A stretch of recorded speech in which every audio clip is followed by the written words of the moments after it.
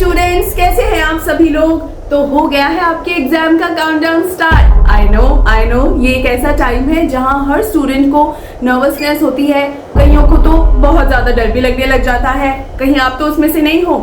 अगर आप लोगों को भी बहुत डर लग रहा है तो मैं आपको अभी के अभी बता दूं कि जब कल आपका एग्जाम होगा और वो क्वेश्चन पेपर आपके सामने आएगा तो उसे देखते ही कह देना कि देखो, मैं तुम्हें पूरी तरीके से जानती हूँ, मैं तुम्हें पूरी तरीके से जानता हूँ। और ऑफ कोर्स आप जानते हो इसी चीज की आपने मेहनत की है पूरे साल। किसी किसी ने पूरे साल मेहनत नहीं की है, एकदम आखिरी के दिनों में मेहनत की है। आपको भी डरने की जरूरत नहीं है बेटा, क्योंकि इस वीडियो में मैं लेकर आई हूँ एक ऐसी एग्जाम स्ट्रैटेजी जो आपको आपके एग्जाम के दौरान बहुत हेल्प करने वाली है। वैसे तो मैंने इस पूरी स्ट्रैटेजी को सिर्फ इंग्लिश के हिसाब से ही समझाया है, इंग्लिश के पेपर के हिसाब से ही समझाया है, लेकिन आप बाकी के एग्जाम्स में भी इन्हें प्लीज फॉलो करें, आपको बहुत हेल्प होगा। ठीक है। वैसे तो हाँ, मैंने एक और सीरीज बनाई हुई है, how to write answers in CBSE board examination. अगर इस सीरीज को नहीं देखा है तो अगर टाइम मिलता है तो इस सीरीज को देख लीजिए, या फिर इसमें अलग अलग एपिसोड्स हैं तो उसका टाइटल के अकॉर्डिंग आपको जो भी लगता है कि इस वक्त आपको देखना चाहिए आप बिल्कुल फास्ट फॉरवर्ड करके देख लेना। बहुत हेल्पफुल सीरीज है और उसके लिए बहुत कॉम्प्लीमेंट्स भी मिले थे मुझे, तो वो हर सब्जेक्ट के एग्जाम के लिए आपको बहुत ही हेल्प करेगी। ठीक है। तो सबसे पहली चीज, फर्स्ट कम्स फर्स्ट। सबसे पहले तो अपना पेंसिल बॉक्स अच्छे से प्रिपेयर कर ले। अगर आपको लग रहा है कि मैम ये तो बहुत ही बेसिक सी बात है, अब तो एग्जाम स्ट्रैटेजी बताओ, ये पहला कदम है आपकी एग्जाम स्ट्रैटेजी का। ठीक है। इसको बिल्कुल हल्के में लेने की जरूरत नहीं है। अपना पेंसिल बॉक्स अच्छे से प्रिपेयर कर ले, एक से ज्यादा पेन रखें एंड ट्रांसपेरेंट बॉल पेन होना चाहिए ब्लू कलर का। और एक से ज्यादा इसलिए क्योंकि कई स्टूडेंट सोचते हैं अरे मैम ठीक ही तो है ना, इस पेन में क्या प्रॉब्लम है। तो प्रॉब्लम नहीं बेटा, हमेशा ज्यादा पेन होने चाहिए आपके पास। कोई भी इशू हो जाए, मान लो टिप ही टूट गई किसी वजह से, तो क्या होगा फिर, है ना। तो आपके पेंसिल्स है, इरेजर्स हैं, सबको ध्यान से रख लें। और सबसे ज्यादा जरूरी चीज जो रखनी है वो ये है कि अपना एडमिट कार्ड रख लो। एडमिट कार्ड कौन भूलता है मैम, मेरे प्यारे प्यारे स्टूडेंट्स भूल जाते हैं कई बार, और इतना ज्यादा लास्ट मोमेंट में इतना पैनिक कर जाते हैं। तो आई नो ये जो जितनी भी चीजें मैंने बताई है ना, बहुत ही बेसिक सी चीजें हैं, लेकिन ये इतनी इंपॉर्टेंट है बेटा कि आप लास्ट मोमेंट में जब एग्जाम के लिए निकल रहे होते हो ना, तो ये इतना पैनिक देती है ना आपको। तो बिल्कुल पैनिक नहीं करना है, पैनिक फ्री होके काम करना है। तो सबसे पहले तो ये जो चीजें हैं ना, ये सब अरेंज कर लो, ताकि सुबह बस इन सबको आप बस उठाओ और चल दो अपने एग्जाम सेंटर की तरफ। ठीक है। अब जब आप एग्जामिनेशन सेंटर पहुंच चुके हो ना, उसके बाद आपको जब क्वेश्चन पेपर मिल रहा है, ओएमआर शीट जो होती है उसे बहुत ध्यान से फिल करना है। ओएमआर शीट को बहुत ही ध्यान से फिल करना है, उसमें कोई भी गलती नहीं होनी चाहिए। ओएमआर शीट कैसे फिल करते हैं वो भी आपको ऑनलाइन वीडियोस मिल जाएंगे, बहुत लोगों ने बहुत अच्छे से समझाया हुआ है। आप उन वीडियोस को देखो, आपके लिए बहुत हेल्पफुल होगा। इसके बाद भी अगर मान लीजिए कोई प्रॉब्लम आ रही है वहाँ पे, या कुछ भी समझ में नहीं आ रहा है कि ये ओएमआर में यहाँ क्या फिल करना है, कहीं पर भी दिक्कत हो रही है तो अपने इन्विजिलेटर से पूछ लो। बिल्कुल, कई स्टूडेंट ना हेजिटेट कर जाते हैं कि पता नहीं इन्विजिलेटर कहीं ये ना सोच ले कि इसको इतना भी नहीं पता। नहीं, वो कुछ नहीं सोचेंगे इन्विजिलेटर्स, और अगर सोच रहे हैं तो उनको सोचने दो। आपको सही एंट्रीज ही फिल करनी है, तो हमेशा बेटा पूछ लेना चाहिए, राइट। इसके बाद आपका जब क्वेश्चन पेपर आता है, तो मैंने आपको पहले भी समझाया हुआ है, पहले भी क्लियर किया हुआ है कि आपका क्वेश्चन पेपर आप एक बार एक नज़र से निकाल लो। ध्यान से पढ़ने की जरूरत नहीं है, उसको एक नज़र से धड़ाधड़ निकाल लो उसको कि भाई कहाँ से कैसे क्या क्या क्वेश्चन आ जाते हैं, ताकि आप उस क्वेश्चन पेपर से फेमिलियर हो जाओ कि भाई आज क्या क्या पूछा गया है। उसके बाद आंसर राइटिंग का टाइम आता है। अब हम कौन सा सेक्शन पहले अटेम्प्ट करेंगे। अब यहाँ पर देखो, इंग्लिश पेपर में एक बहुत बड़ी प्रॉब्लम होती है जो मैक्सिमम स्टूडेंट्स के साथ होती है, वो ये है मैम बहुत लेंदी पेपर होता है और पेपर छूट जाता है। हाँ, ये बहुत लोगों के साथ है। जिन लोगों की स्पीड बहुत अच्छी भी होती है ना, राइटिंग स्पीड, उनके साथ भी ये प्रॉब्लम आती है। तो ऐसे में क्या करें। अब देखो बेटा, सबका ना अपना अपना एक ओपिनियन होता है और अपना अपना कंफर्ट जोन होता है। अगर आपका कंफर्ट जोन सेक्शन बी है लेट्स से, तो आप उस बी सेक्शन से ही स्टार्ट करो। सेक्शन डी अगर आपको सही लग रहा है तो आप उससे स्टार्ट करो। जिस भी सेक्शन पर आपकी पकड़ मजबूत है ना, हमेशा उसी सेक्शन से आपको स्टार्ट करना होता है।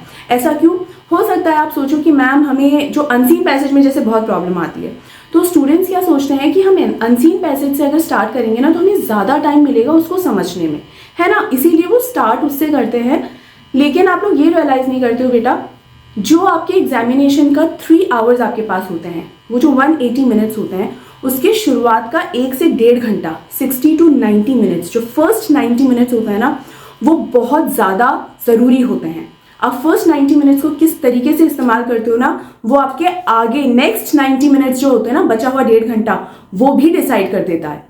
तो आपको क्या करना है, वो फर्स्ट 90 मिनट्स में उस सेक्शन को अटेम्प्ट करना है जिसमें आपकी पकड़ सबसे ज्यादा मजबूत है। एक तो इससे आपका कॉन्फिडेंस बढ़ता है कि हाँ ये मुझे आता है, ये इतना अच्छे से मैंने कर लिया है। अब आप आ जाओगे उस सेक्शन पर जो थोड़ा सा वीक है, राइट। अब इससे हुआ क्या, शुरुआत में ही आपका एक कंट्रोल आ गया है आपके एग्जाम पेपर पे कि ये मेरा एक काबू हो गया है, इस पर कंट्रोल कर लिया है मैंने कि भाई ठीक है, अब मेरे कम से कम वो चीजें तो बिल्कुल नहीं छूटेंगी जो मुझे ऑलरेडी आती हैं। होता है ना कई बार आता हुआ क्वेश्चन छूट जाता है, और चूंकि लिटरेचर पार्ट जो होता है वो सेक्शन डी जो होता है लिटरेचर पार्ट, वो तो आपने पूरा पढ़ा हुआ है, पूरे साल वही पढ़ा है, तो वो मैक्सिमम स्टूडेंट्स को सबसे ज्यादा लिटरेचर पार्ट ही आता होता है। उसमें से अगर कोई क्वेश्चन छूट जाता है ना तो वो बहुत ज्यादा तकलीफ देता है। वो आता हुआ क्वेश्चन छूट जाए, उससे ज्यादा तकलीफदायक कुछ नहीं हो सकता, इसीलिए उसमें तो कुछ होनी ही नहीं चाहिए गड़बड़। अब यहाँ आपका पेपर तो अटेम्प्ट हो गया है, उसके बाद आपको टाइम कैसे मैनेज करना है। एक तो जिस सीक्वेंस में आपने अपने पेपर को अटेम्प्ट किया है ना, जब आप अपना जिस सेक्शन पर सबसे ज्यादा होल्ड है उससे स्टार्ट करते हो ना, तो वैसे ही आपका टाइम मैनेज हो जाता है, क्योंकि आप शुरू के 90 मिनट्स उस सेक्शन को दे चुके होते हो जो आपको आता है। अगर तो जो सेक्शन आपको सबसे अच्छा आता है उस सेक्शन को अगर आपने लास्ट के लिए छोड़ा ना बेटा, तो पता है हर समय क्या रहता है, अरे टाइम खत्म हो रहा है, टाइम खत्म हो रहा है, अरे अभी तो ये भी बचा है, ये भी बचा है। ये चीज होती है और ये सबके साथ होती है ना। तो ये आपको नहीं करना है, उसी सेक्शन से शुरू करें जो आपको सबसे अच्छा आता है, क्योंकि शुरुआत के 90 मिनट्स बहुत ज्यादा जरूरी होता है, ठीक है। अब आप आओ अपने उस सेक्शन पे जो आपको लगता है कि ये मेरा वीकर सेक्शन है, उसे फिर अटेम्प्ट करना शुरू करो। अब अनसीन पैसेज को हैंडल करने का क्या तरीका होता है वो भी मैंने अलग से वीडियो खैर बनाया हुआ है, शॉर्ट्स बनाया हुआ है मल्टीपल, लेकिन यहाँ जल्दी से बता देती हूँ। एक तो ये सेक्शन वाइज पढ़ो उसको, मतलब जो पूरा पैसेज होता है ना उसको छोटी छोटी पीसेज में पढ़ो कि 5-6 लाइनें पढ़ ली और फिर फर्स्ट क्वेश्चन पे चले गए, फिर नेक्स्ट 5-6 लाइन्स पढ़ ली, फिर सेकंड क्वेश्चन पे चले गए। उस अनसीन पैसेज को हैंडल करना आपके लिए बहुत ज्यादा कंफर्टेबल हो जाएगा, क्योंकि क्या होता है टाइम हमारे पास कम होता है, धीरे धीरे पढ़कर अच्छे से समझने का समय होता नहीं है, और इतनी जल्दीबाजी के अंदर क्या होता है कि आ भी रहा होता है ना तो भी वो दिमाग में ना जो इन्फॉर्मेशन है वो बैठ नहीं रही होती है। तो इजीली क्या करना होता है कि उसको छोटे छोटे सेक्शंस में पढ़ो तो वो ज्यादा आसानी से समझ में आएगा, ठीक है। और इससे आपका ना एक रिदम बन जाएगा उसके क्वेश्चंस को आंसर करने में। ट्रस्ट मी, ये होता है, ये मेरा पर्सनल एक्सपीरियंस भी है। और जिन स्टूडेंट्स को मैंने ये बताया है ना, शुरू में जरूर वो थोड़ा सा स्केप्टिकल हो रहे थे कि पता नहीं मैम बता रही हैं वैसे करेंगे, गड़बड़ तो नहीं होगी, लेकिन उन स्टूडेंट्स ने भी मुझसे यही कहा कि मैम ये इतना रामबाण तरीका था ना कि हमने छोटे छोटे सेक्शन में उस अनसीन पैसेज को पढ़ा, हम क्वेश्चन वाइज उसको आंसर करते चले गए और वो हमारे लिए बहुत आसानी से हैंडल हो गया। जबकि ये वो स्टूडेंट्स हैं जिनको सबसे ज्यादा अनसीन पैसेजेस में ही प्रॉब्लम आती थी, ठीक है। अब हम हमारे ग्रामर और राइटिंग पार्ट पर बढ़ते हैं। तो राइटिंग पार्ट में सबसे ज्यादा जरूरी होता है एक तो आप फॉर्मेट का ध्यान रखो। फॉर्मेट में अगर गड़बड़ हो जाती है ना तो फिर उसके मार्क्स डिडक्ट होते हैं। कई बच्चों को पता ही नहीं कि फॉर्मेट के मार्क्स होते हैं, तो फॉर्मेट के मार्क्स होते हैं बेटा, तो उसमें कॉमा भी अगर गलती से लगा दिया ना आपने जहां नहीं लगाना होता है तो उसके मार्क्स डिडक्ट होंगे ही होंगे। तो वो फॉर्मेट को अच्छे से फॉलो करो। इसके अलावा बहुत नीट एंड क्लीन लिखना है आपको, ऐसे गुजर गुजर नहीं कर देना है कि समझ में ही नहीं आया एग्जामिनर को। अब मैं आपको टाइम मैनेजमेंट की बात बताती हूँ। टाइम मैनेज एक तो ये कि स्पीड देखो अच्छी ही रखना और साफ सुथरा लिखना, समझ में आना चाहिए कि इज लिखा है तो इज ही समझ में आना चाहिए, इट नहीं समझ में आना चाहिए, वो बहुत जरूरी है ये। इसके बाद जब आप आंसर्स लिखते हो ना तो मैं हमेशा कहती हूँ कि थिंक बिफोर यू राइट, है ना। तो क्या होता है, अगेन टाइम तो आपके पास लिमिटेड ही है ना, तो उसमें क्या करना है आपको, जितने भी पॉइंट्स आप सोचते हो ना कई बार वो लिखते टाइम ध्यान नहीं रहते हैं, तो आप क्या करो आंसर शीट के लास्ट पेज पर जाओ और उस पर रफ वर्क लिख दो। तो रफ वर्क आप अगर वहां करोगे ना तो वो बिल्कुल अलाउड है, ठीक है। तो वहां रफ वर्क करो, आपको जो भी पॉइंट्स है तो उसको एकदम रफली लिख लो। और रफली लिखने का मतलब है रफली, वहां पर उसको जमा जमा के लिखना, मत बैठ जाना, वो टाइम वेस्ट होता है। तो उसमें एक कीवर्ड की तरह लिख लो, पूरे पूरे पूरे पॉइंट्स लिखने की जरूरत नहीं, कीवर्ड्स उसमें लिख लो। फॉर एग्जाम्पल अगर सरमन एट बनारस ये वाले चैप्टर से कोई क्वेश्चन आया तो आप क्या क्या लिख सकते हो, डेथ, इनएविटेबल, ग्रीफ, लेमेंटेशन या लेमेंटिंग, ये कुछ इंपॉर्टेंट वर्ड्स हैं इस चैप्टर के। वहीं कम्युनिकेटिव के स्टूडेंट्स के लिए मैं बता देती हूँ कि जैसे द लेटर जो चैप्टर है, तो लेटर के अंदर ट्रांसफॉर्मेशन, रियलाइजेशन, ये कुछ इंपॉर्टेंट कीवर्ड्स हैं, तो इनको आप लिखते रहो। कीवर्ड्स जब याद होता है ना तो आगे पीछे की कहानी अपने आप याद आने लग जाती है उस टाइम पे। और जब आपको चीजें याद आने लग जाती है ना कॉन्फिडेंस ही अलग होता है, ठीक है। तो हमेशा ये चीज़ करनी है, इनका ध्यान रखिए और इससे आपका टाइम बहुत सेव होगा। कई बच्चे सोचते हैं कि अरे रफ वर्क करेंगे पीछे और फिर वहाँ पर टाइम ही जाएगा हमारा, वहाँ पर लिखेंगे फिर वापस आकर आंसर में लिखेंगे, हमारा तो टाइम ही जाएगा। बिल्कुल उसमें टाइम वेस्ट नहीं होगा। टाइम वेस्ट पता है कहाँ होगा? आप पॉइंट लिखेंगे फिर रियलाइज करोगे कि अरे ये वाला पॉइंट तो लिखा ही नहीं, फिर उसको काटा पीटी करोगे, फिर उस पॉइंट को कहीं एडजस्ट करोगे, उसमें टाइम जाता है। तो आपको ये नहीं करना है, आपको करना है स्मार्ट वर्क, ठीक है। नीट एंड क्लीन लिखना ही है, जहां जहां मार्जिन बनाने हैं वहां मार्जिन बनाते चलो साथ साथ, वो भी बहुत आपके लिए कंफर्टेबल रहेगा क्योंकि एग्जामिनर को साफ सुथरा समझ में आएगा कि अच्छा ये फर्स्ट क्वेश्चन है, ये सेकंड है, ये थर्ड है। और आंसर्स किस तरह से लिखना है, अगर शॉर्ट आंसर्स हैं उनको एकदम टू द पॉइंट लिखो, एकदम टू द पॉइंट।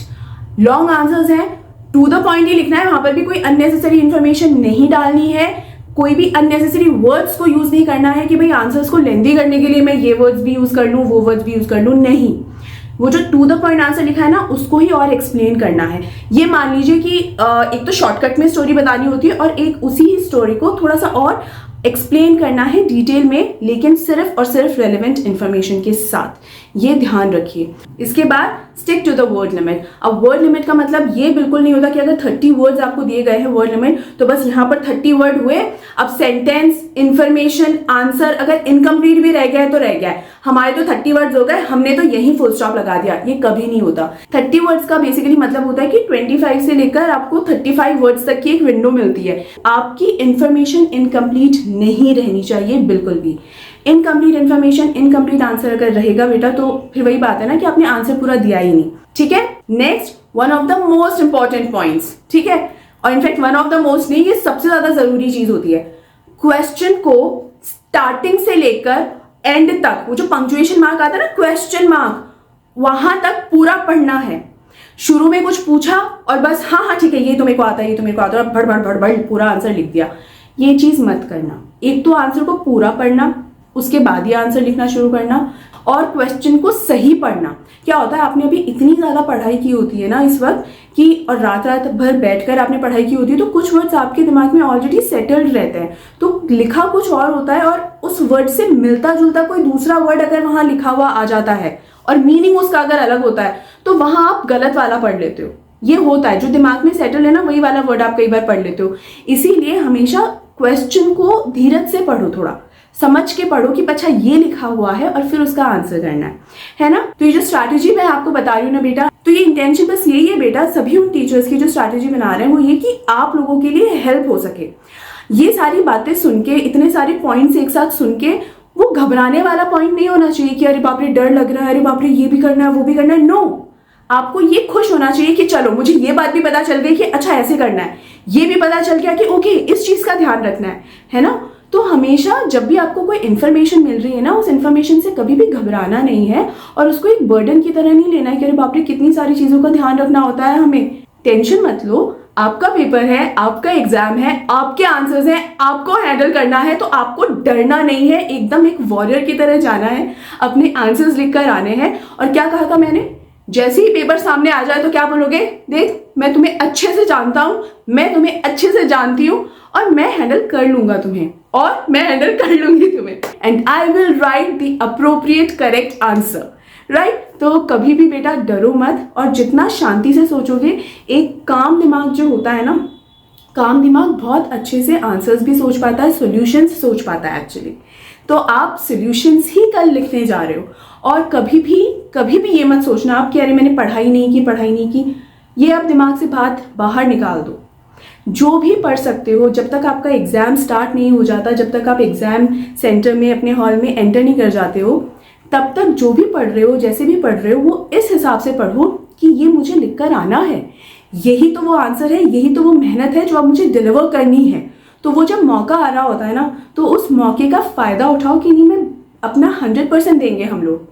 तो डरना नहीं है, डर को हराना है, राइट। नेल्सन मंडेला में हमने पढ़ा था। तो ये जो पढ़ते हैं ना हम, ये सिर्फ एग्जामिनेशन तक ही नहीं है, ये अपनी लाइफ में भी अप्लाई करो भाई, कि असली बहादुर इंसान वो नहीं होता कि जिसे किसी चीज से डर ना लगे।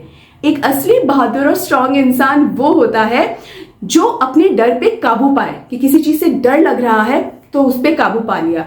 तो डरना नहीं है, फिर से कह रही हूँ। And all the very best, I know you are going to do great. और अपने आप से कहो ये बात। और मैं तो आपको खैर सपोर्ट कर ही रही हूँ, लेकिन सबसे ज्यादा पता है किसका सपोर्ट जरूरी है?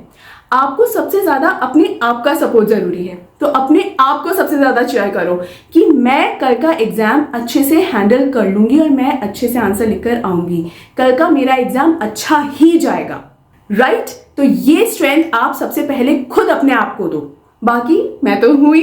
तो all the very best once again बेटा, मुझे पता है आप सब अच्छे से अपना एग्जाम लिखकर आएंगे, घबराना नहीं है, टेंशन नहीं लेना है। और थोड़ी सी नर्वसनेस होती है, थोड़ी ज्यादा भी नर्वसनेस होती है, इतना चलेगा, नो इश्यूज एट ऑल। थोड़ी सी नर्वसनेस का मतलब ये है कि सब कुछ नॉर्मल है, तो इट मीन्स सब नॉर्मल है। एंड तो कल सुबह के 4 बजे की वीडियो के लिए तैयार है ना? आई नो कि आप तैयार हैं। तो मिलते हैं कल सुबह 4 बजे। तब तक अपना ध्यान रखिए, take care and goodbye and all the best once again.